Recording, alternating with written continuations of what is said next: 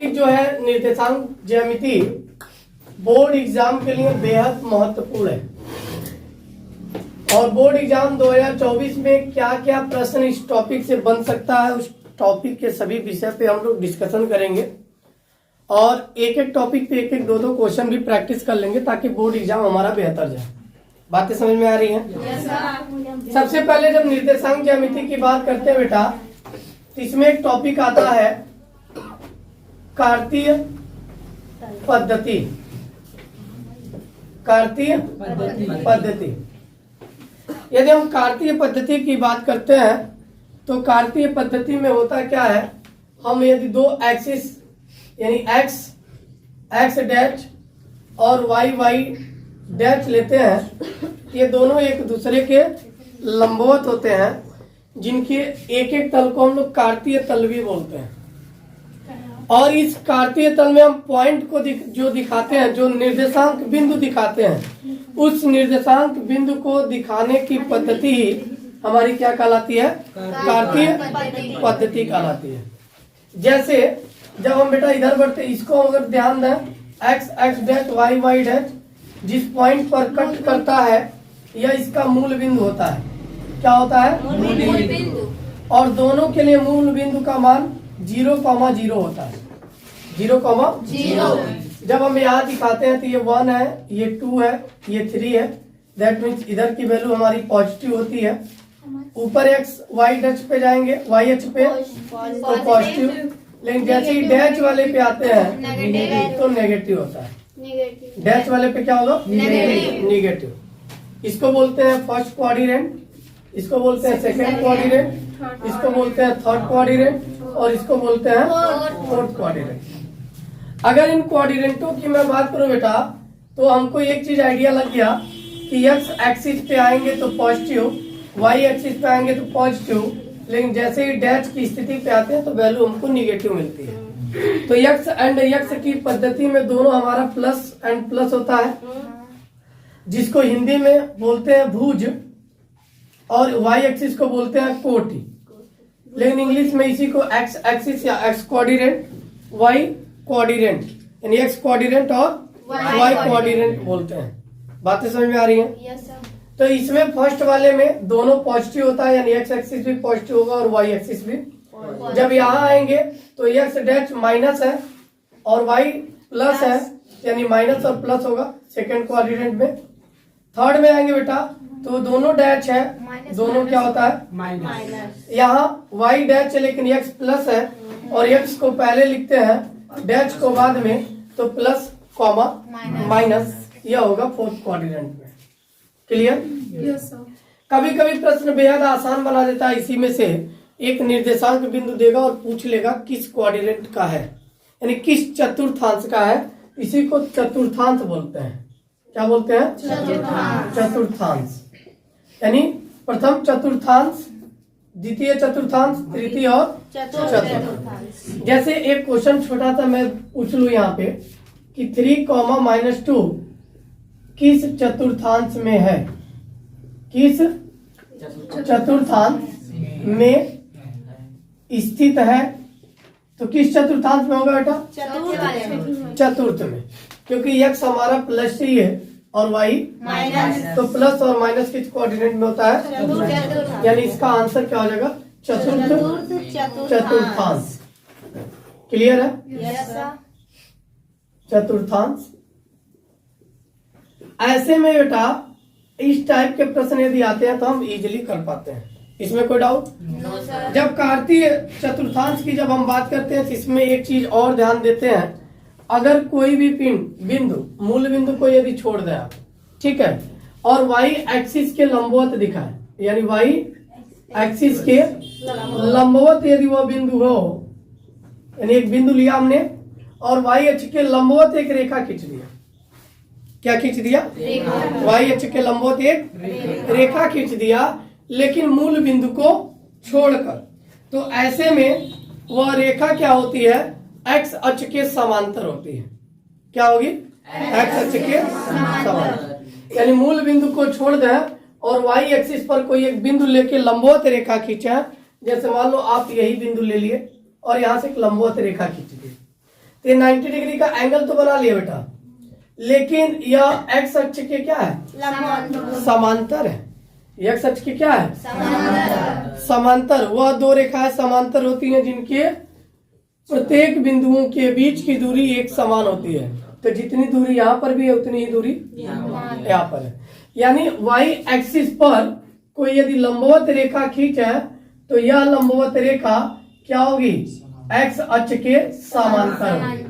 X अक्ष के क्या होगी, दूसरी बिंदु आप ये याद रखना, यदि कोई एक्स एक्सिस पर एक बिंदु ले, मूल बिंदु को छोड़कर एक्स अक्ष पर एक बिंदु ले और उस पर हमने लंबवत रेखा खींचा तो वह किसके समांतर होगी, वाई अक्ष के समांतर होती है। वाई अक्ष के समांतर। हम मूल बिंदु को क्यों छोड़ने की बात कर रहे हैं बेटा, क्योंकि जैसे ही आप मूल बिंदु पर रखोगे, लंबवत तो आप खींच सकते हो, तो जैसे ही आप मूल बिंदु पर रख के मान लो वाई पर लंबवत खींच रहे हो तो यही रेखा आएगी, तो वह एग्जैक्ट एक्स एक्सिस पे आएगा, तो वह समांतर न होकर समपाती होती है। क्या होती है, समपाती। समपाती का मतलब जहां पर दो रेखाएं एक दूसरे के नीचे ऊपर हो जाए, मतलब वही रेखा फिर इसी पे चली जाए। यानी ए बी रेखा भी इसी पर है और सी डी रेखा भी इसी पे है, यानी प्रत्येक बिंदु एक दूसरे के ऊपर नीचे है। ऐसे स्थिति में इसी रेखा को हम बोलते हैं क्या, समपाती रेखा। जो किस स्थिति में आती है, मूल बिंदु पर लंबवत की स्थिति में। मूल बिंदु पर लंबवत की स्थिति में वह समपाती होगी। इसलिए मैंने बार बार कहा वाई अक्ष पर लंब डालो लेकिन मूल बिंदु पर छोड़कर। वाई अक्ष के किसी भी बिंदु पर लंब डाल दो लेकिन मूल बिंदु को छोड़कर, तो वह रेखा एक्स अक्ष के समांतर होगी। अगर वही वाई एक्स एक्सिस पर मूल बिंदु को छोड़ दे, कहीं पर भी लंब डाल दे, तो वह वाई अक्ष के क्या होती है, समांतर होती है। यहाँ तक किसी को कोई डाउट, कोई कंफ्यूजन? चतुर्थांश आप समझी गए। अब कार्तीय तल में दो बिंदुओं के बीच की दूरी ज्ञात करना है। अगला जो बोर्ड एग्जाम में जिस टॉपिक से प्रश्न आता है वो टॉपिक है कार्तीय तल में दो बिंदुओं के बीच की दूरी ज्ञात करना। जैसे मान लो बेटा, यदि आपके पास एक कार्तीय तल दिया गया है और यहाँ पे दो बिंदु दे दिया गया, मान लो x1 y1 और दूसरा बिंदु दे दिया गया x2 y2। तो यही x2 y2 के बीच और x1 y1 के बीच यह जो दूरी आप देख रहे हो, यही दूरी ज्ञात करना, या सीधे कह सकते हैं a और b की लंबाई ज्ञात करना। तो दो बिंदुओं के बीच की दूरी, चाहे उन दो बिंदुओं के कारण बनने वाले रेखाखंड की लंबाई पूछे तो भी हम यही फॉर्मूला लगाते हैं। और फॉर्मूला क्या होता है बेटा, कि दो बिंदुओं के बीच की दूरी जो ए बी होगा वह अंडर रूट में x2 माइनस x1 का whole square plus y2 minus y1 का होल स्क्वायर के वर्गमूल के बराबर। यानी ध्यान से देखा, x2 x1 ये तो भुज है ना, तो भुज यानी भुजों का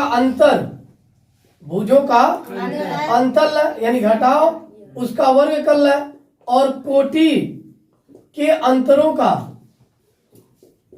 योग कर अंतर निकाल के क्या करना, वर्ग करना। तो इनका वर्ग जो होता है वही इन कार्तीय तल में जब दो बिंदुओं के बीच की दूरी पूछेगा, यानी ए बी दूरी निकालना हम समझ गए, x2 माइनस x1 का whole square plus y2 minus y1 का होल स्क्वायर। और इसी फॉर्मूले से बेटा दो बिंदुओं के बीच की दूरी या एक रेखाखंड की लंबाई निकाल दी जाती है जब हमको क्या दिया गया हो, निर्देशांक बिंदु दिया गया हो। ऐसे ही एक परीक्षा में 2022 में क्वेश्चन पूछा था कि -1 कामा -3 व 5 कामा 2 के बीच की दूरी ज्ञात कीजिए। दूरी ज्ञात कीजिए। और बेटा ये 2022 की बोर्ड परीक्षा में पूछा हुआ प्रश्न है और इस पे एक क्वेश्चन तो आता ही आता है, ये तो तय है, लेकिन जरूरी नहीं है वो आपको डाटा सेम दे, डाटा चेंज कर सकता है। और गणित में कभी भी पैटर्न सब कुछ सेम होता है, हमेशा जब भी सवाल देगा बेटा केवल डाटा चेंज कर देगा। -1 3 है, वो -3 -1 कर सकता है, 5 2 है, 2 5 कर सकता है, 2 6 कर सकता है, चाहे जो भी करे। हमको तो ये पता है बस भाई भुजों का अंतर का वर्ग ले लेंगे प्लस कोटि को अंतर का वर्ग लेके क्या करेंगे, उसका वर्गमूल निकाल लेंगे। अब इसके बीच की दूरी हल करते वक्त क्या करेंगे, हमारे पास दो निर्देशांक बिंदु दिया गया है। माना यह एक बिंदु ए है जिसका निर्देशांक बिंदु -1,3 है। क्लियर। यह बिंदु बी है जिसका निर्देशांक बिंदु 5,2 है। अब इसको क्रम से मान लें x1 है, y1 है और ये मान लें x2 है, y2 है। बातें समझ में आ रही हैं। अब चूंकि बेटा सूत्र आपने क्या पढ़ा है, दो बिंदुओं के बीच की दूरी, चूंकि अभी वो ए बी हो गया तो ए बी के बीच की दूरी आपने फार्मूला पढ़ा है, भुजों का अंतर यानी x2 - x1 का वर्ग प्लस कोटियों का अंतर यानी y2 - y1 का वर्ग। अब बेटा बताओ x2 का मान क्या है, 5 है, 5 माइनस x1 का मान क्या है, -1 है, तो माइनस माइनस स्क्वायर कर लेंगे प्लस y2 की वैल्यू कितनी है बेटा, 2, y1 की वैल्यू तो माइनस और माइनस प्लस, सॉरी 2 + 3 हो जाएगा, इसका क्या हो जाएगा 1। तो 5 and 1 क्या हो गया 6, 6 का स्क्वायर, 2 and 3 5 का स्क्वायर, तो 6 का स्क्वायर क्या होता है 36, 5 का स्क्वायर 25, यानी ऐड कर लो तो 61 आ रहा है। यही हमारा क्या है आंसर है। और यही लिख देंगे मात्रक, यही हमारा क्या हो गया आंसर। कोई डाउट। तो दो बिंदुओं के बीच की दूरी हम ज्ञात कर सकते हैं। इसी आधार पे एक क्वेश्चन ये आप कर लेंगे और इसका जवाब आप कमेंट में जरूर बताएंगे कि क्या होगा। ठीक है सर। यदि a 3,5 व b 6,-2 हो तो ab की माप होगी, ab की माप होगी। इसको कमेंट में आप आंसर करके बताएंगे सॉल्व करने के बाद। ठीक है सर। क्लियर है। Yes sir. विभाजन सूत्र सेक्शन फार्मूला, जिसमें दो टॉपिक है, बाह्य विभाजन और अंतर विभाजन। आपके बोर्ड एग्जाम में अंतर विभाजन से सवाल आना 100% तय है, आएगा तो आएगा, लेकिन हम दोनों टॉपिक को पढ़ते हुए चलेंगे क्योंकि ये हमारे सिलेबस में है और ये हमारे सिलेबस में नहीं है। यदि हम बाह्य विभाजन की बात करें, यदि हमारे पास दो बिंदु हो बेटा, एक P हो और एक Q हो और इनके निर्देशांक बिंदु क्रमशः दिए गए हो x1 y1 और x2 y2, तो ऐसे स्थिति में जब इसका हम बाह्य विभाजन बिंदु ज्ञात करें, मान लो वो बाह्य विभाजन बिंदु R है, यानी R बाहर है, लेकिन इनका अनुपातिक मान दिया है कि यम और यन के रूप में क्या हो रही है, विभाजित हो रही है। तो यम और यन के अनुपात में विभाजित हो और दो निर्देशांक बिंदु दिए गए हो, इनका बाह्य विभाजन बिंदु जो होगा उसका निर्देशांक ज्ञात करने को एग्जाम में पूछता है। इसके लिए फार्मूला क्या होता है, हम फार्मूला लिखते हैं m x2 plus, sorry minus लेते हैं बाह्य विभाजन में n x1 by m minus n comma, ये बेटा x की वैल्यू है, यानी ये पूरा हमारा भुज होता है। अब कोटि निकालते हैं तो कोटि कैसे निकालते हैं, m y2 minus n y1 by m minus n। कोई डाउट। No sir. इस फार्मूले से हम निर्देशांक बिंदु को ज्ञात करते हैं। कभी कभी दो बिंदु देता है और अनुपातिक मान दे देता है, पूछ लेता है बीच वाला मान क्या होगा। कभी कभी बीच वाला मान दे देगा, अनुपातिक मान दे देगा और इन दो निर्देशांक बिंदुओं में से किसी एक को गायब कर देगा, जैसे x1 को या x2 को या y1 को या y2 को। पूछ लेगा y की वैल्यू क्या होगी, y1 की वैल्यू क्या होगी, या x के जगह r लिख दिया तो r की वैल्यू क्या होगी। तो ऐसे में क्या करते बेटा, हम y को या x को, जिसमें जो पूछा, अगर x निकालने को कहेगा तो भुज से तुलना कर देंगे, अगर y पूछेगा तो कोटि से तुलना कर देंगे। बात समझ में आ रही है। अभी इस पे क्वेश्चन देखेंगे, क्वेश्चन आएगा कैसे। अंतर विभाजन सूत्र की बात करें बेटा, यदि दो निर्देशांक बिंदु P x1 y1 और Q x2, y2 दिया गया हो और यह यदि m संबंधी n के अनुपात में क्या हो, विभाजित हो, तो इनके लिए जो निर्देशांक बिंदु r x, y होगा वह कैसे निकालेंगे, r बराबर x, y is equal to, लिखते हैं m x2, अब यहाँ प्लस हो जाएगा, पूरा फार्मूला यही है, n x1 by m plus n, comma m y2 plus N X one sorry Y one बटे एम प्लस एन। कोई डाउट? बातें समझ में आ रही है? अब बेटा इसको याद करने का तरीका यही है कि हम क्रम से यदि मान लो यह m1 होता ये m2 होता, अनुपातिक मान ही m के जगह यदि m1 और m2 मानते तो फार्मूला याद करने का तरीका यही होता है कि हम डायरेक्ट लिख देते हैं क्या, mx प्लस mx दो बार लिख देंगे और m प्लस n कर लेंगे। यहाँ my प्लस my दो बार लिखेंगे, m प्लस n और गिनती की संख्या में 12 और 12 का उल्टा 21, 12 और 21, यहाँ तो 12 ही लिखेंगे। कोई डाउट? तो वही फार्मूला बन गया m1 x2 plus m2 x1 by m1 plus m2। ठीक, फिर m1 y2 plus m2 y1 बटे m1 प्लस m2। कोई डाउट? No sir. अब इस पे एक सवाल पूछा हुआ है बोर्ड एग्जाम 2022 में, कह रहा है 1,3 और -4,6 को एक बिंदु 2 संबंध 1 के अनुपात में अंतः विभाजित करता है, अंतः विभाजित करता है। तो विभाजन बिंदु का निर्देशांक बताइए। किसका निकालना है? विभाजन बिंदु का निर्देशांक बताइए।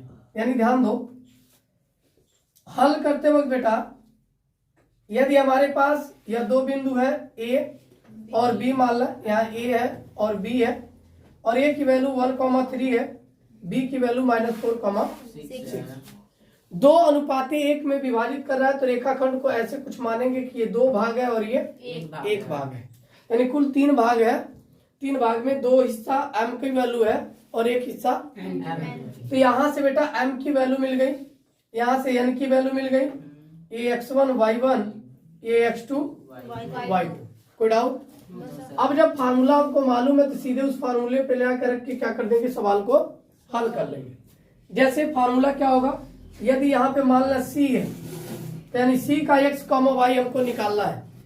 क्या निकालना है? c का x, y। तो फार्मूला क्या होगा, m x2 plus n x1 by m plus n m y2 plus n y1 बटे m प्लस n। कोई कंफ्यूजन? अब केवल वैल्यू बेटा वहां ले आकर रख दो, आंसर हमको मिल गया। वैल्यू क्या रखेंगे? m की वैल्यू 2, m की वैल्यू 2, x2 x2 की वैल्यू क्या है -4 तो -4 रखेंगे, प्लस n की वैल्यू 1 इंटू x1 की वैल्यू 1 बाई क्या हो जाएगा 2 प्लस 1 कॉमा m की वैल्यू 2 y2 की वैल्यू 6, 2 इंटू 6 प्लस n1 की वैल्यू 1 और y1 की वैल्यू 3, यानी 1 इंटू 3, यानी यहाँ भी हो जाएगा 2 प्लस 1। क्या हो गया बेटा? 4 2 जा 8 -8 प्लस 1 बाई 2 1 जा सॉरी 2 एंड 1 3 ऐड करेंगे ना, 2 प्लस 3। अब यहाँ से क्या मिलेगा कॉमन, 6 2 जा 12, 3 1 जा और 2 और 1 3 तो 8 में से 1 जाएगा क्या बचेगा -7 बाई 3। 12 और 3 बेटा क्या हो जाएगा 15 बाई 3। जो कैंसिल आउट होगा कैंसिल आउट करेंगे, नहीं तो बाकी को लिख देंगे 5। यानी सी का जो निर्देशांक बिंदु मिला बेटा क्या मिल गया, वह मिल गया -7 बाई 3 5 और यही हमारा क्या होगा। कोई डाउट यहाँ पर? No sir. कर लोगे आप? हाँ। तो इसमें कुछ है नहीं बेटा, केवल कैलकुलेशन था। फार्मूले पे हमने रखा, कैलकुलेट किया और वैल्यू फाइंड कर लिया। ये तो तय 100% इस पे सवाल आना है, बट कौन सा सवाल आएगा ये भी निर्धारित है, केवल डाटा चेंज कर देगा कि आपका डाटा क्या होगा। यानी अंतः विभाजन पे ही सवाल आना है। डाटा यहाँ पे 1 3 है तो 3 1 कर सकता है, 2 5 कर सकता है, अनुपात की वैल्यू बढ़ा के 1 संबंधित 3 या 4 संबंधित 2 कुछ भी कर सकता है। बाकी सवाल लगाने का तरीका यही होगा। कोई पैटर्न में दिक्कत लगाने में नहीं। कर लोगे? हाँ। इसको नोट कर लीजिए। रेखाखंड के मध्य बिंदु के निर्देशांक। तो रेखाखंड के मध्य बिंदु के निर्देशांक समझने के लिए जो अनुपाती भुजा थी ना का, मान लो ये P था, ये Q था, ये x1 y1 और ये x2 y2, यही ना था। अंत विभाजन वाला ये फार्मूला पूरा लिख दो, लेकिन अब यम और यन ये दोनों मान आपस में बराबर हो जाएंगे, यानी मध्य बिंदु का है। मध्य बिंदु का मतलब यदि यह एक दूरी होगी तो ये भी क्या होगी, एक होगी। अगर मान लें m1 का मान 1 है तो n1 का भी मान 1, दोनों बराबर ही लेना है। तो ऐसे स्थिति में मध्य बिंदु का फार्मूला r जो होगा x, y बेटा, वह सिंपल फार्मूला होता है दोनों भुजों का योग बटे 2। क्यों? क्योंकि आप लिखते ना यम x2 की वैल्यू x2, m1 की वैल्यू 1, यानी x2 प्लस x1 बटे 1 प्लस 1 क्या हो जाएगा 2। ऐसे ही y2 प्लस y1 बटे 2। ये अंत विभाजन के लिए है, यानी रेखाखंड का मध्य बिंदु पूछा है तो जाहिर सी बात है उस रेखा के अंतर ही आएगा, यानी अंदर ही वो बिंदु होगा। तो मध्य बिंदु के लिए निर्देशांक बिंदु क्या होता है, x2 plus x1 y2 y2 plus y1 y2। तो इससे भी सवाल आते ही है, इस पर भी आप सवाल कर लेंगे। सवाल करेंगे क्या, दो निर्देशांक बिंदु दिया रहेगा तो दोनों निर्देशांक बिंदुओं के भुजों का योग बटे 2 कर लीजिएगा और कोटियों का योग बटे 2 कर लीजिएगा, आंसर आ जाएगा। मूल टॉपिक है त्रिभुज का क्षेत्रफल, बेहद इंपॉर्टेंट है और 100% 101% मान लो एग्जाम में आना है तो आना है। और सवाल कैसे लगते हैं हमको इस तरीके पे ध्यान देंगे। जैसे यदि एक हमारे पास त्रिभुज है, मान लें ABC, अब त्रिभुज की ना तो रेखा की लंबाई दिया, ना ऊंचाई दिया, ना कुछ दिया। ऐसे में इसका निर्देशांक बिंदु लेकिन दिया है कि x1 y1 और दूसरा दिया है x2 y2 और तीसरा दिया है x3 y3 और कह रहा है कि त्रिभुज का क्षेत्रफल ज्ञात कीजिए। तो इस निर्देशांक बिंदु के आधार पर त्रिभुज का क्षेत्रफल कैसे ज्ञात करते हैं बेटा, तो इसका मूल फार्मूला होता है कि हम 1/2 करते हैं, 1/2 आधार गुणे ऊंचाई होता है, लेकिन निर्देशांक बिंदु पे कैसे लगाते हैं तो उसको लिखते हैं 1/2, यहाँ लिखेंगे x y minus Y plus x y minus Y plus x y minus Y और गिनती की संख्या क्रम से 1 2 3 और ध्यान से देखो 1 2 3 के बाद यानी 1 के बाद क्या आएगा, 2 के बाद 3 के बाद फिर क्या आएगा, यानी इसी का चक्रीय क्रम बना देना। यानी 1 के बाद क्या आएगा 2 3 यानी y2 माइनस y3, 2 के बाद क्या आएगा 3 के बाद 1 3 माइनस 1, 3 के बाद क्या आएगा 1 है 2 यानी y1 माइनस y2। यानी त्रिभुज का फार्मूला बन गया 1/2 x1 y2 minus y3 plus x2 क्या बन गया y3 minus y1 plus x3 y1 minus y2। यानी इस आधार पे यानी इसको हम हल करके त्रिभुज का क्षेत्रफल ज्ञात कर सकते हैं। बात समझ में आ रही है। अब इस पे बोर्ड एग्जाम में एक क्वेश्चन पूछा हुआ है, एक नहीं बहुत सारे क्वेश्चन पूछे हुए हैं, उनमें से एक क्वेश्चन हम कर लेते हैं। कह रहा है और कभी कभी बेटा ये भी ध्यान देना, त्रिभुज का शीर्ष बिंदु देगा और पूछ लेता है कि वह त्रिभुज क्या होगा, मतलब समबाहु त्रिभुज होगा कि समद्विबाहु त्रिभुज होगा कि समकोणीय त्रिभुज होगा, यह पूछ लेता है। तो ऐसे में अगर कोई त्रिभुज दिया है और उनके निर्देशांक दिए गए हैं तो हम कैसे बताएंगे समबाहु है। तो समबाहु त्रिभुज की परिभाषा हम पढ़े हैं, जिसकी सभी भुजाएं समान हो। तो इनके बीच की दूरी निकालेंगे, इन दोनों बिंदुओं के बीच की दूरी और इन दोनों बिंदुओं के बीच की दूरी। तो जैसे ही अगर तीनों रेखाएं बराबर हो गई तो समबाहु त्रिभुज होगा। लेकिन समद्विबाहु यानी दो भुजाएं बराबर है, तीसरी भुजा बराबर नहीं है तो होगा समबाहु त्रिभुज, यानी समद्विबाहु त्रिभुज। क्या होगा, समद्विबाहु त्रिभुज। समबाहु में तीनों भुजाएं बराबर, समद्विबाहु में कम से कम दो भुजाएं और विषम बाहु में तीनों भुजाएं बराबर नहीं होता। असमकोणीय में क्या करते हैं, यानी समकोणीय त्रिभुज पूछा है, यानी समकोण त्रिभुज हो तो इसके लिए क्या करते हैं, पाइथागोरस प्रमेय लगाते हैं। यानी उसकी जो सबसे बड़ी भुजा होगी यानी कर्ण, उसका वर्ग उसके छोटी छोटी भुजाओं यानी लंब और आधार के वर्ग के योग के बराबर होता है। वर्ग के योग के तो वह क्या होगा? समकोण त्रिभुज। तो ऐसे पे भी आप निकाल सकते हो, केवल बीच की दूरी निकाल के तुलना करके हम बता सकते हैं कौन सा त्रिभुज है या कौन सा त्रिभुज नहीं है। त्रिभुज इसमें डायरेक्ट त्रिभुज का क्षेत्रफल न पूछ के कहा है कि सिद्ध कीजिए कि, सवाल दिया है सिद्ध कीजिए कि बिंदु A 6,9 B 0,1 और C जो है वो -6, -7 है, संरेख है। क्या है? संरेख है। ध्यान देटा, कह रहा कि सिद्ध कीजिए कि बिंदु A 6,9 B 0,1 और C -6, -7 संरेख है। यानी ये डायरेक्ट त्रिभुज का क्षेत्रफल नहीं पूछा है, लेकिन उससे रिलेटेड सवाल पूछ लिया। और 3 बिंदु, बेटा एक चीज इंपॉर्टेंट याद रखना, 3 बिंदु संरेख होंगे और संरेख का मतलब एक ही रेखा पर स्थित हो। तो वह संरेख तभी हो सकते हैं एक ही रेखा पर स्थित हो, जैसे ए भी यहीं पर हो, बी भी यहीं पर हो, सी भी यहीं पर हो। तो इससे क्या त्रिभुज का निर्माण हो रहा है? नहीं। जब त्रिभुज का निर्माण नहीं होगा यानी इसका मतलब तीनों बिंदु संरेख होंगे, तो इसका एकमात्र शर्त होता है कि त्रिभुज का जो आप क्षेत्रफल निकालो वह त्रिभुज का क्षेत्रफल 0 के बराबर। यदि 0 के बराबर हो गया तो वह बिंदु संरेख होगा, 0 के बराबर नहीं हुआ तो वह बिंदु संरेख नहीं होगा। यानी इसका मतलब इस सवाल को लगाने के लिए हमको इस फॉर्मूले का यूज करना है। लेकिन यदि इसका आंसर 0 आ जाता है तो तीनों बिंदु संरेख में होंगे, 0 नहीं आएगा तो वह संरेख में नहीं होंगे। तो हमको क्या सिद्ध करना है कि संरेख है, यानी निश्चित रूप से इसका आंसर क्या आएगा?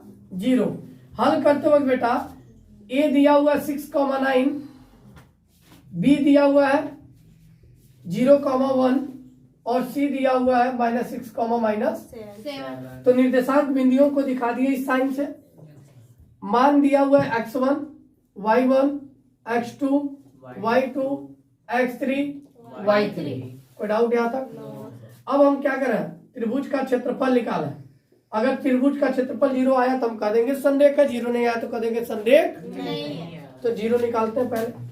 1/2 फार्मूला हमने कहा था y -y plus x, y -y plus x, y -y लिख लीजिएगा और x के आगे 1 2 3 करके सीधे क्या कर लेंगे? अब गिनती 1 के बाद 2, 2 के बाद 3, 2 के बाद 3, 3 के बाद 3 के बाद 2, 2 के सॉरी 1 चक्रीय क्रम, 3 के बाद 1, 1 के बाद 2।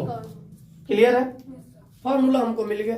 अब यही वैल्यू पुट करके देखते हैं क्या आ जाएगा। 1/2 x1 का मान कितना बेटा? 6 रख दो। y2 का मान 1 माइनस y3 का मान -7। तो माइनस माइनस क्या हो जाएगा? प्लस x2 का मान क्या है? 0। 0 के बाद कुछ भी रख दो, वैल्यू 0 ही आएगा। लेकिन रख लेते हैं हम एक बार, y3 की वैल्यू -7 और y1 की वैल्यू -9 प्लस x3 की वैल्यू क्या बेटा? -6। तो प्लस बड़े माइनस कर ला ब्रैकेट में, y1 की वैल्यू 9 माइनस y2 की वैल्यू 1। अब क्या हो जाएगा? 1/2 7 और 1 8 6 जा 48 प्लस ये तो पूरी वैल्यू 0 हो जाएगी, माइनस 9 में से 1 गया 8 6 जा 48। अब -48 प्लस 48 क्या हो जाएगा? 0। और 1/2 में 0 का गुणा करा तो भी क्या हो गया? 0। आज जब त्रिभुज का क्षेत्रफल 0 मिल गया तो निसंकोच लिख सकते हैं कि ए बी सी संरेख बिंदुएं हैं। ए बी सी क्या है? बिंदुएं हैं, यानी ए बी सी एक संरेख बिंदु है, यानी तीनों बिंदु एक ही रेखा पर है, अतः उनसे त्रिभुज का कोई निर्माण नहीं होगा। तो सिद्ध हो गया। तो इस तरह त्रिभुज के क्षेत्रफल का फार्मूला लगा के हमें पता कर सकते हैं कि बिंदु संरेख में है या नहीं है, और त्रिभुजों का क्षेत्रफल भी ज्ञात कर सकते हैं। और ऐसा सवाल बोर्ड एग्जाम 2021 में, 22 में और 23 में भी पूछा हुआ है। 24 में भी इस टॉपिक पे प्रश्न अनिवार्य रूप से आएगा। डाटा चेंज कर सकता है लेकिन सवाल 100% आएगा। तो आप कुछ नहीं करना, संरेख पूछा तो त्रिभुज का क्षेत्रफल निकालना, देखना उसका आंसर 0 आया तो लिख देना संरेख है। 0 ना आके कुछ धनात्मक वैल्यू आ रहा है तो लिख देना संरेख नहीं असंरेख है। क्या लिखेंगे? असंरेख है। क्योंकि जब त्रिभुज का क्षेत्रफल कोई ना कोई वैल्यू मिला 0 के अतिरिक्त तो लिख देना क्या? असंरेख है। और क्षेत्रफल हमेशा पॉजिटिव में मिलेगा, ऋणात्मक वैल्यू में नहीं। कोई डाउट? नो। नो।